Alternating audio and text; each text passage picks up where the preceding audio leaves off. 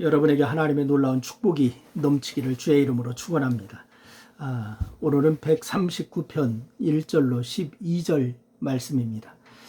사람들은 흔히 현 시대를 자기 피할 시대 이렇게도 얘기하고, 오늘날은 이 코로나 때문에 팬데믹 이런 것 때문에 많이 자유롭지 못합니다. 그런데 이 PR이라고 하는 거, 대중과의 관계를 좋게 하기 위해서 하는 행위, 이걸 PR이라고 얘기합니다. 결국 자기 PR이라고 하는 건 대중에게 자기의 장점을 선전하는 것입니다. 그래서 어떤 사람은 실업률이 높아진 상황에서 자기 PR이란 자기를 파는 것이다 라고까지도 얘기하시는 분들이 있습니다. 그런데 이 자기 PR은 거만하고 오만해 보이는 부작용이 있어요. 그래서 어떤 이들은 이제 자기 PR을 멈추고 남이 나를 칭찬하게 만들라라고 이렇게 얘기합니다. 그러니까 미국의 한 정치학자는 사람이 태어나 죽을 때까지 인연을 맺는 사람이 약 3,500명에 달한다라고 이렇게까지도 얘기했었어요. 그러니까 이들로부터 칭찬을 받는다면 성공하지 않을까요? 3,500명 칭찬을 듣는다. 그러면 성공한 사람입니다. 하지만 그것도 쉽지 않은 것이, 자기를 알리는 것도 어려운데 어떻게 다른 사람으로 하여금 나를 칭찬하게 그렇게 만드냐는 것이죠. 자기를 희생하고 늘 다른 사람을 도우면은 된다라고 하지만은 그런 사람도 사실은 어렵습니다. 그렇게 살아도 배신을 당하고 어려움에 몰린 경우가 많이 있지 않습니까? 그 중에 한 명이 누구냐? 다윗이라고 하는 사람입니다. 그래서 그 다윗은 시편 41편 9절 말씀에서 다윗이 고백해요. 내가 신뢰하여 내 떡을 나눠 먹던 나의 가까운 친구도 나를 대적하여 그의 발꿈치를 들었나이다 라고 이렇게 고백했습니다. 탄식하는 얘기죠. 그러면 어떻게 해야 될까요? 여러분, 이 사람과의 관계에 집착하는 것에서 벗어나서 또 하나님과의 관계로 눈을 돌려야 될 줄로 믿으시기를 바랍니다.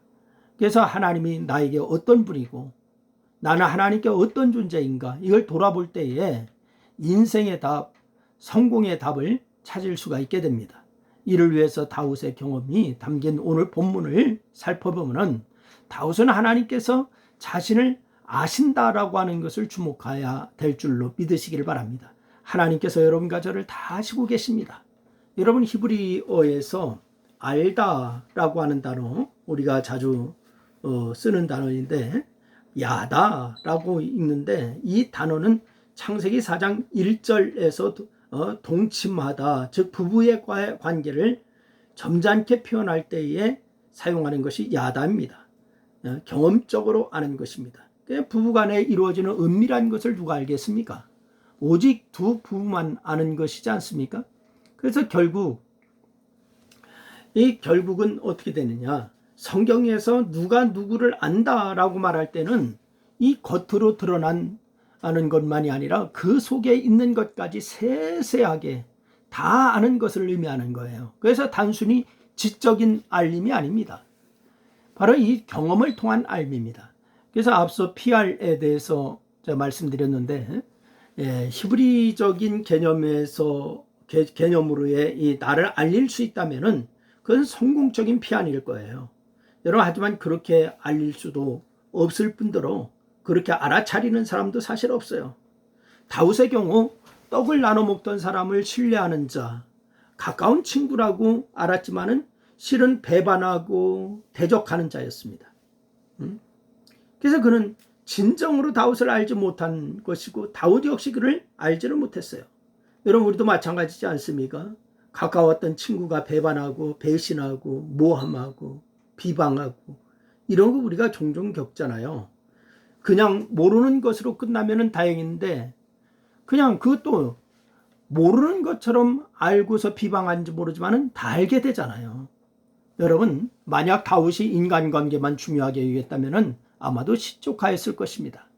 하지만 다윗은 어떻게 하느냐? 하나님께서 자신을 주목하여 보실 뿐만이 아니라 진정으로 자신을 알고 계신다라고 하는 것을 깨달았어요.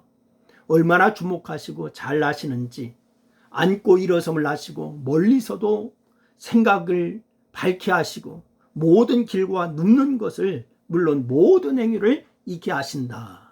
다윗은 그렇게 고백하잖아요. 심지어 혀의 말을 알지 못하시는 것이 하나도 없으시다. 그렇게 얘기합니다. 그렇게 알리려고 해도 알릴 수 없는데 하나님께서는 다윗을 너무나 사랑하셨기에 주목하시고 아시는 거예요. 그것이 다윗에게는 큰 위로가 되어서 사람에게 받은 상처를 치유받고 일어설 수 있는 힘이 된 줄로 믿으시기를 바랍니다. 그래서 여러분 역시 다윗과 같은 깨달음으로 같은 위로와 힘을 얻기를 주의 이름으로 부탁을 드려요. 그리고 다윗은 그 믿음으로 인해서 흑암 속에서도 평온했다라고 하는 사실입니다. 오늘 5절 말씀해 보니까 그렇게 얘기합니다. 139편 5절 주께서 나의 앞뒤를 둘러싸시고 내게 안수하셨나이다. 이렇게 얘기했어요. 앞뒤를 둘러싸시고, 이 말은 사면 초가의 상황을 지킬 때, 가리킬 때 사용하는 표현이 이 말입니다. 여러분, 하지만 다윗은 이 용어를 앞뒤 좌우 어느 곳에나 존재하시면서 자신을 주목하시는 하나님의 사랑을 표현할 때 사용했어요. 그래서 다윗은 내가 주의 영을 떠나 어디로 가며 주의 앞에서 어디로 피하리까, 이 고백을 하잖아요. 여러분, 우리가 하나님 앞에서 떠나 어디로 피할 수도 없습니다. 여러분 늘 주 안에서 있는 줄로 믿으시길 바라요. 그래서 이 말은 하나님 때문에 못 살겠다는 것이 아니에요. 언제나 어디서나 지키시고 보호하시는 하나님으로 인해서 그야말로 행복에 겨워서 고백하고 있는 거예요. 여러분, 하나님과 함께하면 행복합니다. 하나님과 늘 동행하면 여러분 늘 기쁩니다. 인생에는 언제라도 흑암이 덮어서 밤이 되는 때가 있는가 하면 낮이 되는 때도 있어요. 다윗도 마찬가지잖아요. 하지만 다윗은 그런 상황이 온다 하더라도 언제나 어디서나 오른손으로 붙드시고 인도하시는 하나님 때문에 당황하거나 두려워하지 않았고 늘 기뻤다라고 고백하고 있습니다. 여러분, 낙담할 수밖에 없고 습파할 수밖에 없는 상황이라도 하나님으로 인해서 그것은 더 이상 문제가 될 수가 없다라고 하는 사실을 확신하시기를 바랍니다. 그래서 다윗이 가진 믿음이 여러분에도 있습니까? 여러분, 그 믿음이 있다면, 그래서 하나님과의 관계가 밀접하고 긴밀해진다면 인간관계는 걱정할 필요가 없어요. 내가 나를 알리지 않는다 하더라도 하나님께서 여러분을 대중 앞에 알리시고 높이실 줄로 믿으시기를 바랍니다. 그래서 자기 PRL 시대라고 하지만은 하나님을 아는 일에 더 집중하시기를 바랍니다. 하나님을 아세요. 하나님 안에서 자신을 발견하는 일에 더 집중하시기를 바랍니다. 그럴 때 다윗이 경험한 평안과 성공을 경험하게 될 줄로 믿습니다. 늘 주와 더불어 승리하시기를 주의 이름으로 축원합니다. 기도하겠습니다. 하나님, 고맙습니다. 오늘도 주께서 우리와 함께 하시는 주님 감사합니다.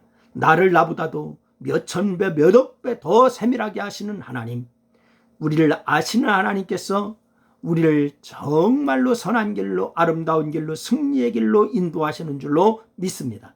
우리의 모든 믿음이 주와 더불어 승리하게 하여 주옵소서. 예수님의 이름으로 기도했습니다. 아멘.